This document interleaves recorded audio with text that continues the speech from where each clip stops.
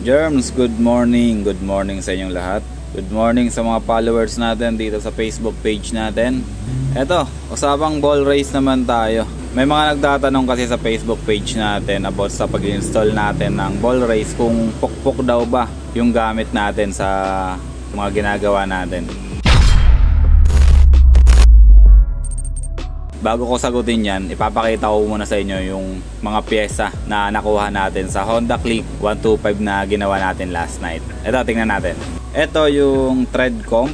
Ito naman yung steering nut natin. Tapos ito yung steering washer ng Honda Click 125 na ginawa natin last night. Sa Honda ADV 160 tsaka Honda ADV 150, ito lang, thread comp tsaka steering nut lang yung pyesa na ginagamit natin. Wala na siyang steering washer kagaya nito. So itong mga to sa Honda Click lang to ina-apply, itong washer na to. Pero sa PCX, ADV, ito lang, itong dalawa lang.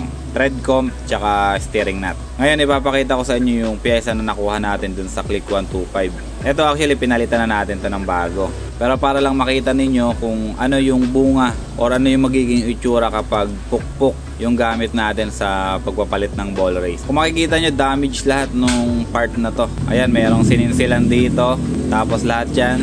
Ipapakita ko sa inyo yung itsura nung bago nito. Pero mamaya na, ipag-compare natin kung ano yung itsura nung bago tsaka itong part na to, yung nakuha natin dun sa Click 125. Okay, ito yung thread comp nya. Ayan, no? Sobrang damage talaga nitong pyesa na nakuha natin. Kaya na-recommend ko talaga dun sa customer natin na palitan na lang natin ng bago para may adjust natin mabuti. Ito naman yung kanyang steering nut. Ito dito, kung mapapansin nyo, hindi na siya talaga round na round yung part na to kasi mukhang napalala yung pukpok dito, na bungi or na-deform yung thread niya dito. Kaya itong part na to, itong steering nut na to, sobrang hirap ikutin dun sa kanyang T-post. So nahirapan kami tanggalin to. Sa part na to, ayun o, yung may bukol na yan, yan. Kung hindi nyo nakikita, sa personal kasi makikita nyo, sobrang liit lang pero laki ng epekto dun sa thread niya. Ang hirap ikutin, ang hirap tanggalin dun sa T-post. Ngayon ito naman yung kanyang steering washer. And kung mapapansin nyo, ang laking damage. Ang laking damage na nagawa dito. Pati itong ano na to, pati itong yung sungki na yan. Hindi naman talaga dyan nakapwesto yan, pero parang tumikwas na yung sungki na yan, napunta sa ibang position. Hindi na siya maganda ibalik, kaya pinalitan na rin natin ng bago. Ulitin ko, ito yung nakuha natin sa Click 125. Ngayon, ipapakita ko naman sa inyo yung original na itsura nito. Ito yung thread comp na Honda. Bubuksan natin para makita nyo kung ano yung itsura ng bago tsaka itong pinukpok na to. Tingnan nyo yung itsura ng pyesa na bago, tapos itong nakuha natin dun sa Click 125. Maraming kwento si sir dito sa pagkakagawa nito, pero wag na natin banggitin kasi ayaw naman nating makatapak ng ibang shop. Pero ayan, makikita nyo naman kung ano yung difference nung brand new tsaka yung itong tinanggal natin. So ito yung iniiwasan natin ngayon na mangyari. Ito yung iniiwasan natin na maging outcome ng trabaho natin. Kaya nag-provide tayo ng mga special tools para hindi na mangyari yung ganito. Yung mga special tools na ginagamit natin dito, ipapakita ko rin sa inyo mamaya. Antay-antay lang kayo. I-explain ko lang sa inyo to muna. Etong brand nyo na to, nakikita nyo yung mga yan. Yan yung pinagkakapitan ng supposed to be tools na panghigpit neto. Pangbukas, tsaka panghigpit. Ayan dapat yun. Hindi dapat siya ganito. Hindi dapat magiging ganito yung itsura niya. Kasi kapag nasira na to, kapag nasira na yung part na yan, hindi nakakapit yung tools natin dyan. Hindi nakakapit yung tools natin dyan kasi sira na eh. Wala na yung pinaka shape niya na ganyan. No? Malalim yan eh. Mawawala na yung shape na ganyan. So mamaya ipapakita ko sa inyo yung tools na ginagamit natin yan para maintindihan nyo yung sinasabi ko. Punta naman tayo dito sa steering nut. Ito, ipapakita ko rin sa inyo yung brand new na steering nut.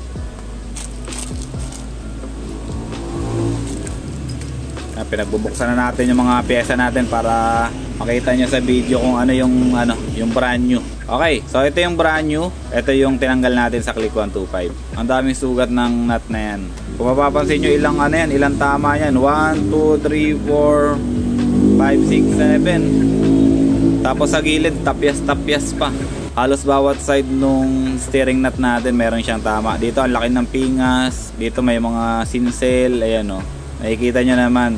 Tapos yung binabanggit ko sa inyo kanina na parang na-deform na yung part nya, yung thread nya. Ayan o, kitang-kita naman siguro sa camera.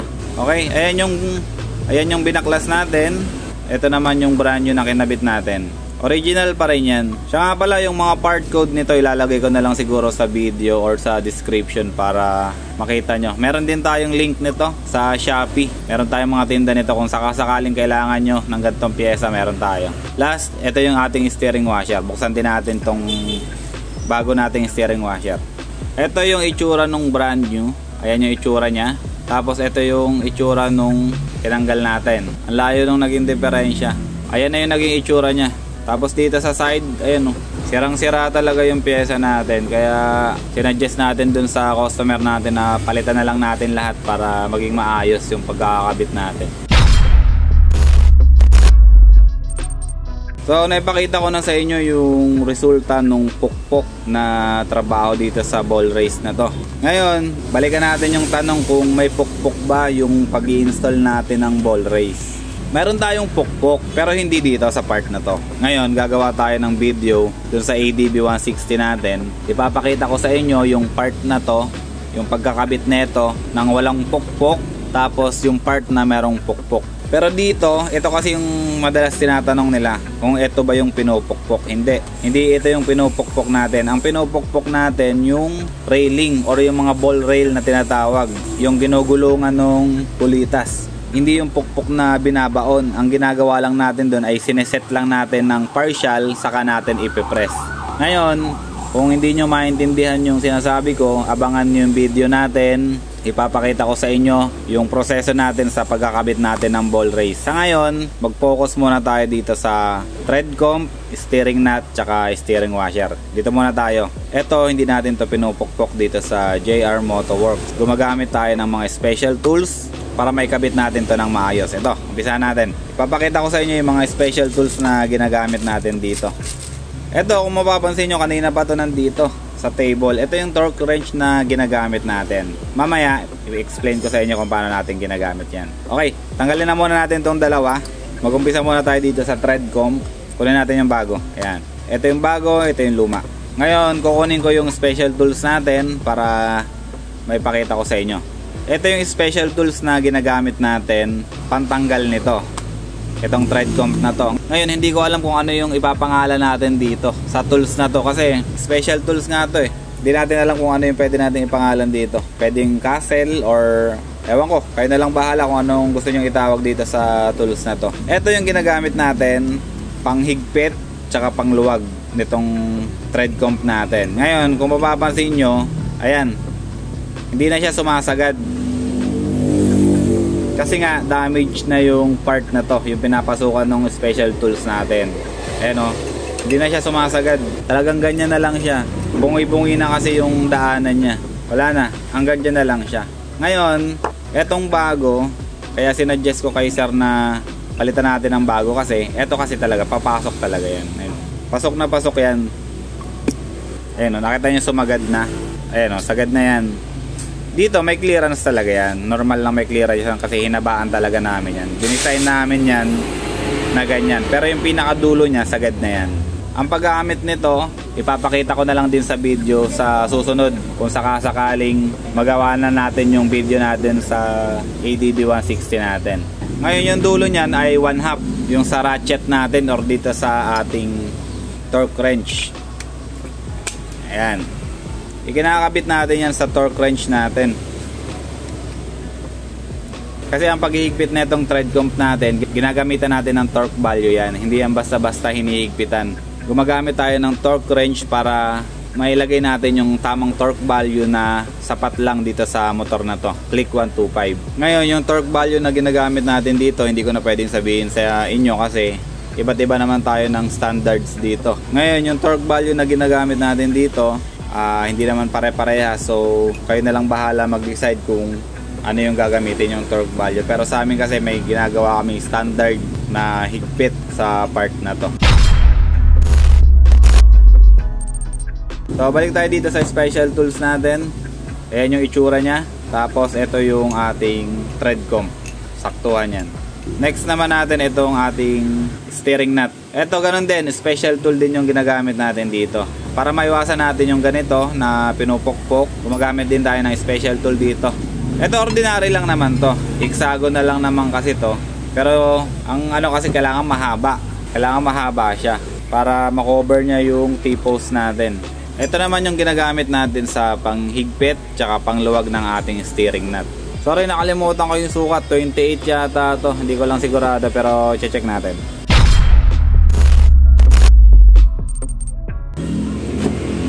Ang sukat ng nut na to ay 32mm. So ito ay sakit na 32mm din na meron siyang ilang points to? 16 points na sakit. Ang ginawa natin dito, in-improvise lang natin. Alam niyo naman siguro, pinutol tapos nilagyan ng tubo. So ganun lang yun. Ganun lang kasimple yun. Ganun lang kasimple gumawa ng ganito para hindi tayo magpupukpok. Ulitin ko, 32mm na steering nut ng ating ATV 160 tsaka ATV 150 tsaka Click 125. Pare-parehas lang yan. Okay, balik tayo dito. So ayun, ito yung dalawang special tool na ginagamit natin dito sa ball race natin. Mapa ATV man yan, PCX, Click, or kahit anong Honda na motor. Ito yung ginagamit natin sa ball race natin. Ngayon, iba kasi yung sa Yamaha. Ito, ipapakita ko rin sa inyo. Ito, ongoing development pa kasi itong tool na to, pero yung dulo niya kasi ito yung importante. Ayan o, parang castle din siya, pero ito madami. Ito ay 6, yung sa Honda 4 lang.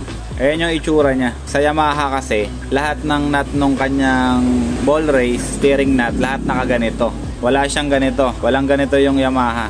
Karamihan, yung Aerox, NMAX, tapos yung iba pang Yamaha na scooter, ganito lang yung gamit. Yung nut ng Yamaha meron din kami pero hindi ko na ipapakita sa inyo kasi malayo pa, kukunin ko pa sa kabilang shop namin. Pero imagine niyo ganito siya, tapos meron siyang 6 na hukay dito na pagpapasukan nito.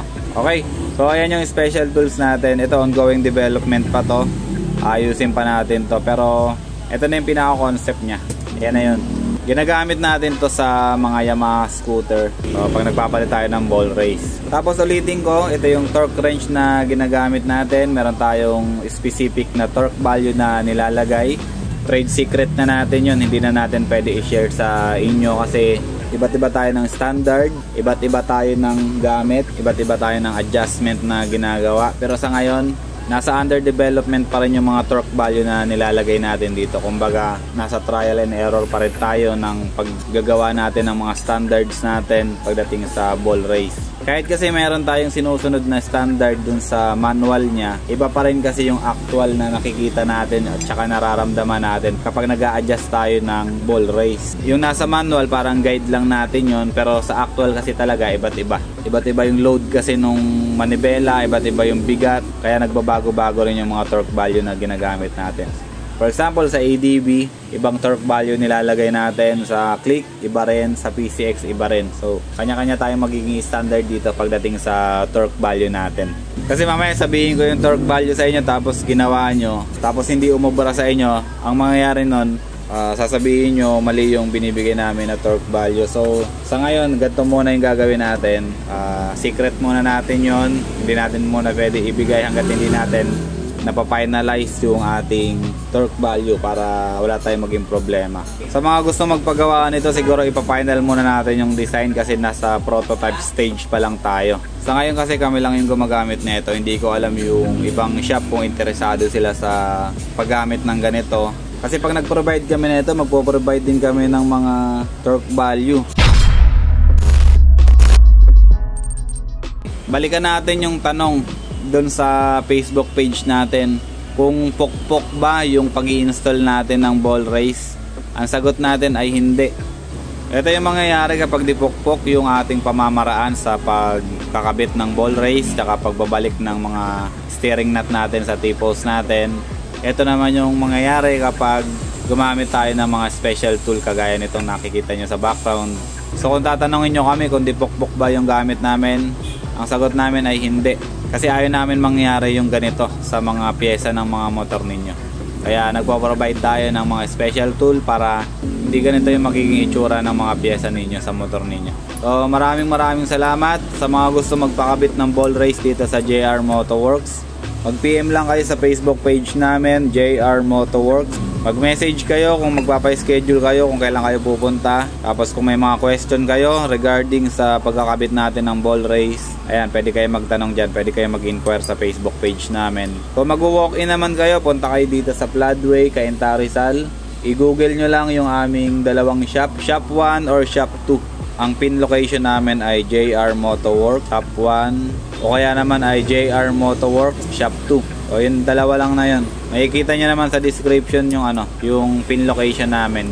Yun na lang ang itatype ninyo. Okay, maraming salamat. Abangan nyo yung vlog natin sa ADB 160 natin kung paano natin papalitan yung ball race nun, kasi may kanto-kanto na rin yung manibela ko, medyo tumitigas na rin. Siguro madumi na yung ball race nya, tapos baka may mga kanto-kanto, may kanal na rin yung ating ball race. Paplanuhin natin kung kailan natin gagawin para mabidyohan natin, tapos may share natin sa inyo yung pagkakabit natin ng ball race. Tapos may pakita ko sa inyo yung special tools na mga ginagamit natin. Meron pa pala tayong isang special tool, yung pampress naman ng mga ball rail natin. Hindi ko na ipakita sa inyo ngayon, pero sige, sa susunod na video natin papakita ko sa inyo. Abangan nyo na lang, ADB 160, magpapalit tayo ng ball race.